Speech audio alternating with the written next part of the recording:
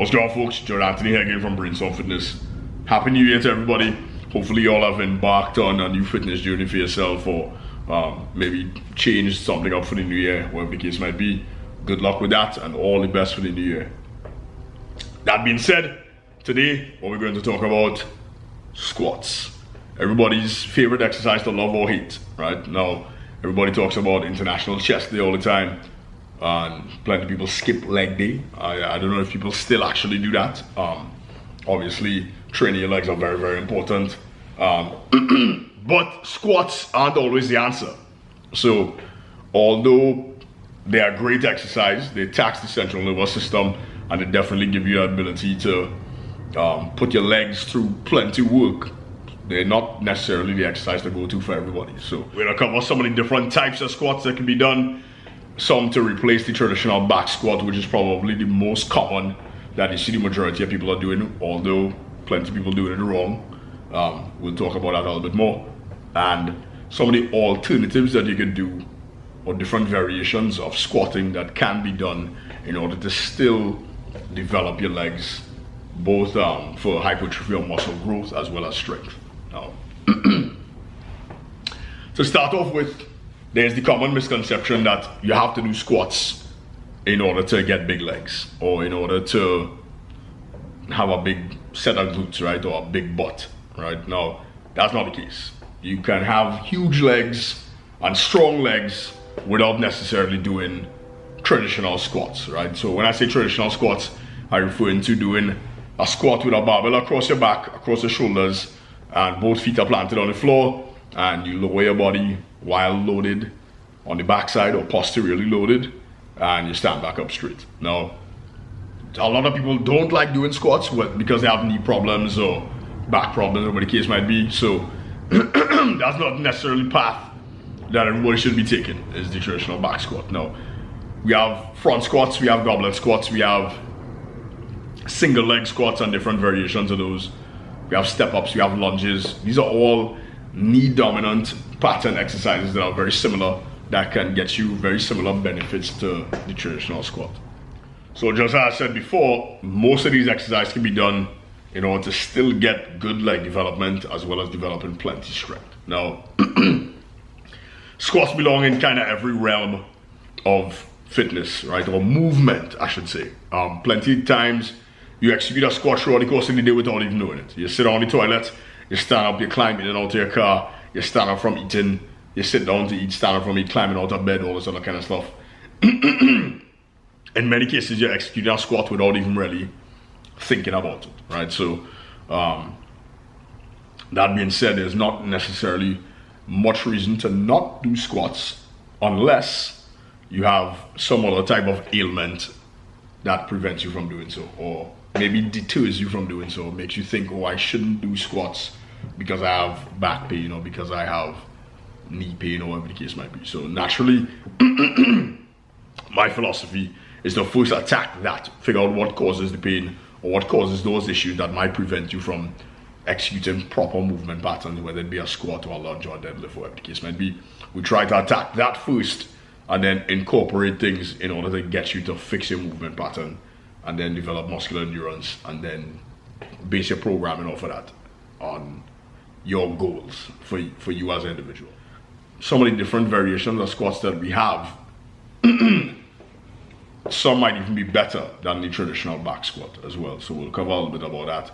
And of course, we're going to talk about form. So what are the key things we're looking for when executing a squat? Now, for this video, we're going to talk primarily about back squats, being that back squats are probably the most common variation of squats that you see on a regular basis at the gym or at the CrossFit box, or wherever it is you might exercise, right? So stay tuned.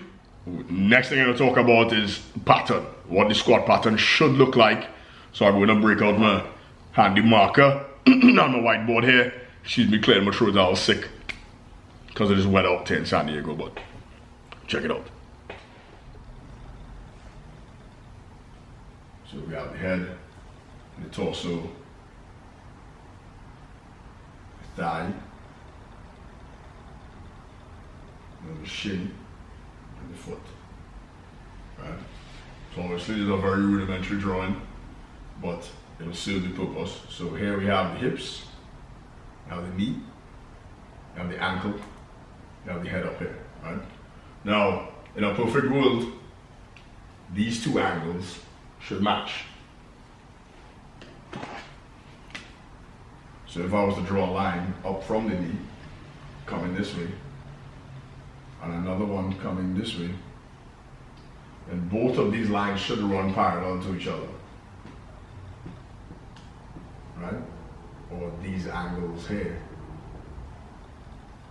The relation of the torso to the thigh and the relation of the shin to the thigh should be the same. It should be equal, right? So this is what we would want to see in a perfect world. Now, if we were to have our load now, so we have an idea of what the squat pattern should look like now.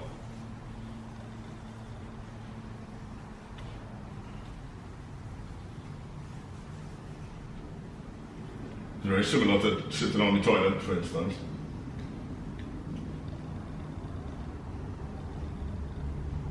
The other thing we have to think about is the position of the bar, or the travel of the bar. So for back squat, traditional back squat that we're talking about here, we will be loaded posteriorly on the back side. So say the barbell was here, and then you have your plate, comes around like this, your arms would be coming up and grabbing onto the bar. Now the travel of the bar as your body straightens out and comes back down should be vertical as well. Completely vertical. And it should also intersect with the middle of your foot. So as you go up and down, the travel of the bar needs to be the same. Your body, your hips flex and your knee flexes in order to lower your body with the resistance. This is the safest position for the squat, right? This position right here, in a perfect world, this is what it should look like. Now, not everybody's going to look like this because obviously we have different length limbs, right? As I mentioned in the deadlift video before, not everybody has the same length femur, not everybody has the same length shin, right? Or thigh and tibial-fibula complex, right? Which comprises the shin. So it's not always going to look exactly like this, but in a perfect world, this is the pattern that you're looking for, right? So primarily, what we're looking at is the travel or the angle, right? These matching here. You have the natural curvature of the spine. This should match this, and here as well. So essentially your back and your shins should be at the same angle. And the other thing we're looking at is the travel of the bar, right? So if the bar is here, right, and you have your plate, it should go straight up and down vertically this way, and it should intersect around the middle of the foot, right? Now, there are a couple different variances. So then we have the front squat. So it looks something like this. Again, we have the torso, thigh, knee, leg here, and the foot. So in this scenario, the weight is a little more forward, right, loaded, but the desire is for the travel of the bar to still be completely vertical as you go up and down. Now the benefit here is there's a little less strain on the lower back as compared to a back squat. Because once the weight is shifted forward, you have to keep some core stability still, but it's not forcing you over this way, right? It's not making you lean forward as much as with a traditional back squat. So, but notice here, the position of the knee is forward of the toe, right? Now, there's a common fallacy, there's a misconception that the knee should never travel past the toe.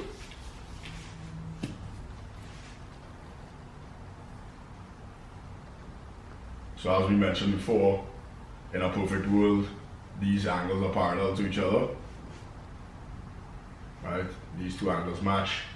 The angle of the torso coincides with the angle of the shin as you squat down. But if you notice here, due to that, what tends to happen is that the knee goes past the very front of the toe. So if there was a line coming up from the edge of the foot, the front edge of the foot where your toes are, the knee goes forward of that line. One of the tests that people used to do was to make you stand against a wall. See, this was a wall. This is me here. And as I squat down, my knee should not go past the front of my toe when I squat, right? And this is my head, whatever the case is. So you would essentially smack your knee into the wall or smack your face into the wall. But what tends to happen in that case is if you try to force the knee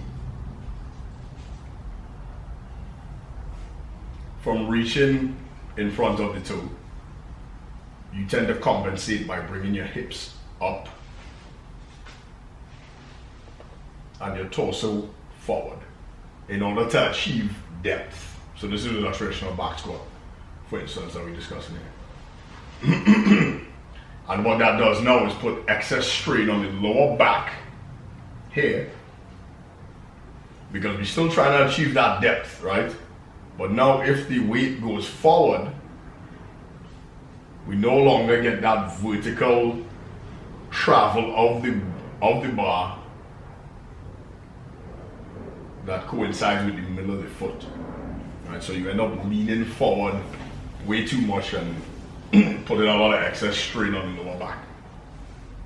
Now, the reason that came about initially, that idea that when you squat your knees should not go past your toes, is because people have limited what we call dorsiflexion, right? Which is the ability to bring the toes closer towards the shin, right? So the ability to close this angle. Now that's usually a culprit of having tight calves, because your calves are very much responsible for this movement, right? Which, well, for plantar flexion or extension, plantar flexion, also downward flexion of the ankle. So thinking, pointing your toes this way, right? Like if you're swimming, you point your foot straight up. So then the correction would be to loosen up the calf in order to increase the range of motion. So if this is the knee, these are the hips. Again, there's the torso. In order to increase this range of motion, you need to increase the flexibility at the ankle, right? Which is primarily dictated by the tightness in the calf. So, again, our principal concern here is to improve your movement pattern to make it more efficient, which is what we're discussing by achieving more flexibility at the ankle in order to squat properly. Now, we talked about depth a little bit.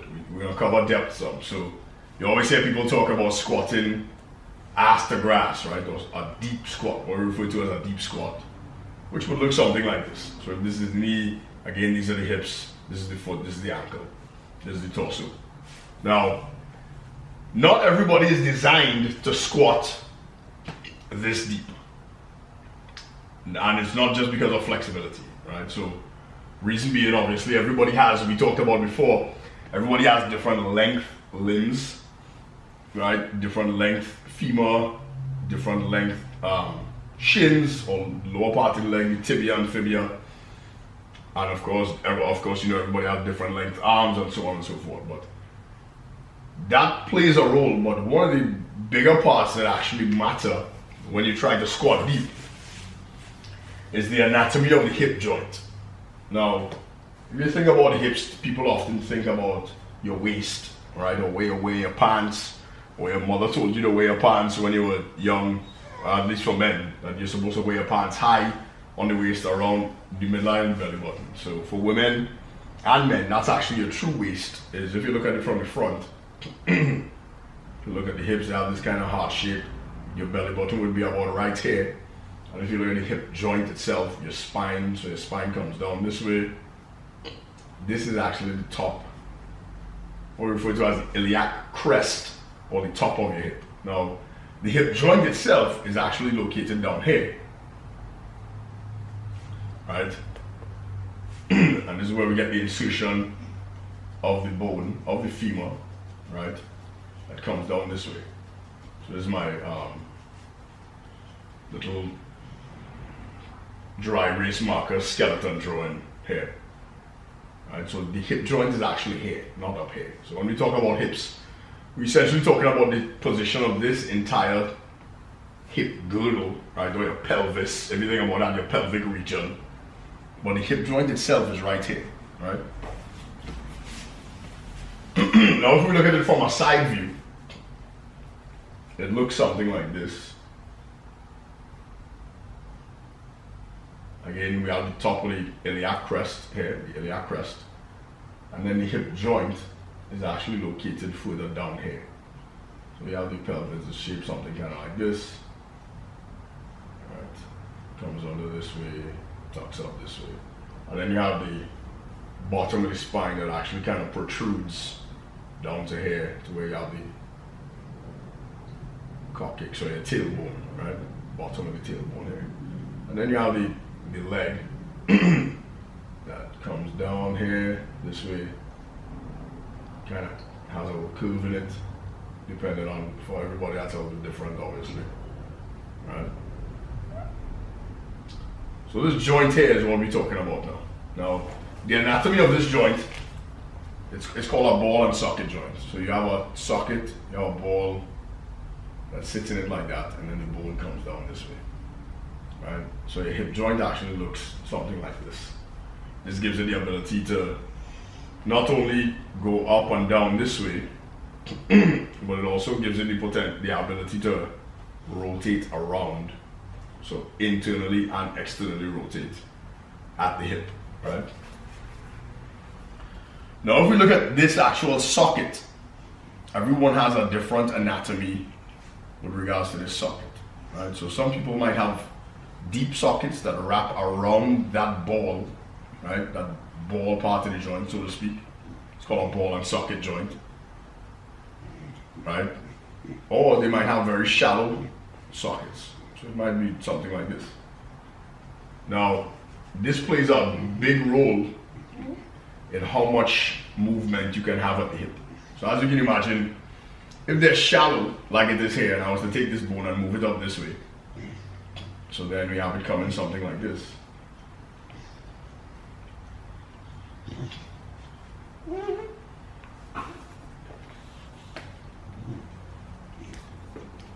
You can see somebody who has shallow hips still has a lot of range here.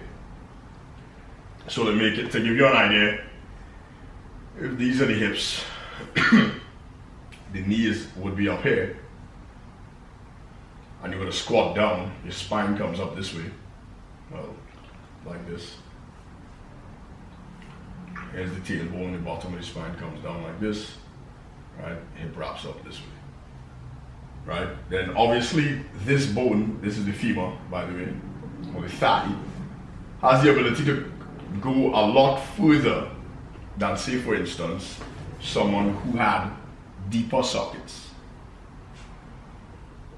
Right, so now we're out of room, right? And then maybe you could only get to this position here, as opposed to all the way up this way.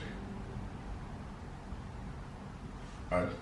Now, what happens at this point? If you run into some, now obviously there's no way to tell this without maybe doing an x-ray or having some kind of scan done to actually tell the shape of that individual's joint. But what happens at the point that this bottoms out, so to speak, or it runs out of room, is that it begins to pull the hips all the way around and up, right? Or what we call butt wink, where you see the hips tuck under like this at the bottom of the squat, which then forces, because again the hips are connected. This is actually the bottom of the spine. This is your tailbone here, right? And then it comes up through the middle where you have the sacral spine that runs between the two hip bones, so to speak, without getting too deep into anatomy.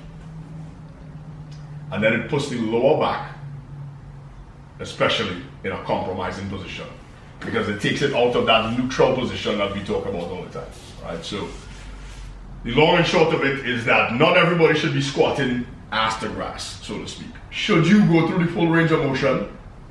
Yes, but that range of motion is going to vary for every individual, right? Primarily because of that same anatomy of the hip that I just got done speaking about. Now, the reason you should squat through the full range of motion is because if you look at the shape of the hips again, so again, my little rudimentary drawing here, the glutes connect the leg and the top of that hip, right? So imagine this is a nice, good, round set of glutes here. If you were standing up and this was the hip, the glutes come around this way. This is the leg, this is the femur that comes down, and they connect to the leg, right? So nice, big butt here, right? Hopefully this drawing isn't too confusing for you. But what happens is, the deeper you squat, the more extension of that muscle that you can achieve, the more muscle fibers get recruited. More muscle fiber recruitment equals more muscle growth and more ability to generate power at the end of the day. So squatting deep is good, but deep is relative to each individual.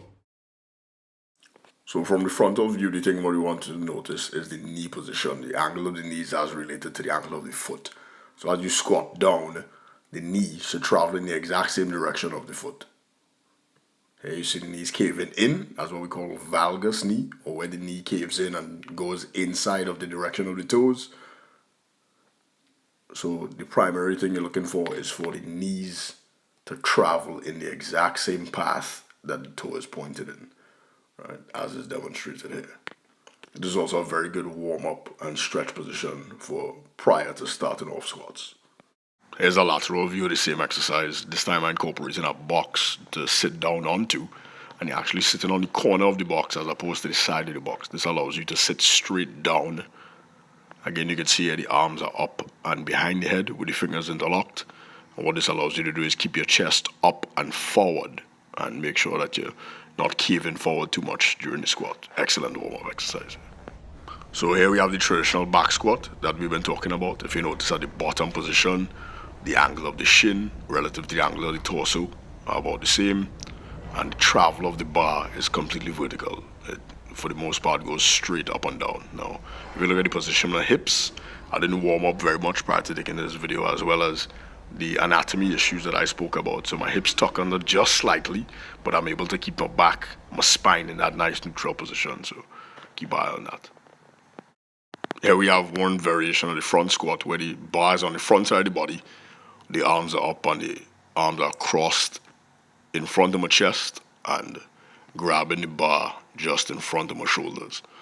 So as you can see here, the torso is more erect, the knees travel forward a good bit more. Here I have my arms straight out in front of me. This is a little bit more difficult once you start to load the bar, but it's just another option. And then the last thing we have here is the catch position, which is very common in Olympic lifting, and CrossFit got it from them as well. But this requires a bit more shoulder, lat, and wrist flexibility to be able to do it this way. Here we have another variation of the front squat called the goblet squat. Again, you don't have to worry about being loaded on your back. So this is a very, very good option for people who have back problems, especially lower back problems, where the weight is on the front side of the body. It allows for a little bit more core stability and good drive through the legs. So that just covered a few of the things that we want to look for if you decide to incorporate squats into your exercise routine, into your bodybuilding, powerlifting, whatever routine you have. Give you a couple different options for types of squats that you can do, especially if you have back problems. Remember, squats are not the key. The only key to having big, strong legs. They are very, very good exercise, but the most important thing is that you can perform them safely and efficiently and correctly, right? So hopefully you all learned a little something from this video. I know it's a little bit extensive, but I tried to get as deep as I could without getting too involved into the breakdown of the anatomy and this kind of thing here. So hopefully you all took a couple tools away from it and you're able to learn out something again if you should decide to incorporate squats into your routine. So remember, work smart, then work hard. Take care.